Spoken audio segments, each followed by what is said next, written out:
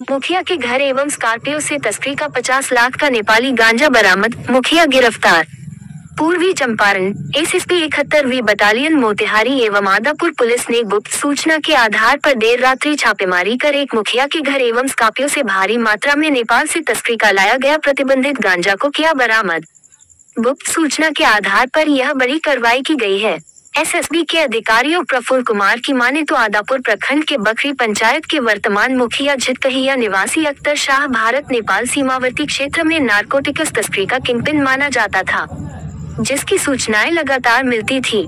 छापेमारी के दरमियान मुखिया की स्कॉर्पियो से 120 किलोग्राम तथा घर से 11 किलोग्राम प्रतिबंधित नेपाली गांजा को बरामद किया गया है। मौके से मुखिया को गिरफ्तार कर स्कॉर्पियो को भी जब्त कर लिया गया है। आदापुर पुलिस मुखिया अख्तर शाह से विशेष पूछताछ कर रही है। कारोबार से जुड़े लोगों को चिन्हित किया जा रहा है, जबकि कई भूमिगत बताए जा रहे हैं।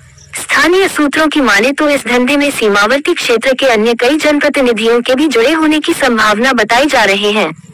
एसएसबी के अधिकारियों के माने तो जब्त गांजा की अंतर्राष्ट्रीय बाजार में कीमत करीब 50 लाख रुपए बताई जा रही है। आदापुर पुलिस के बताया कि पकड़े गए मुखिया की आपराधिक इतिहास को खंगाला जा रहा है।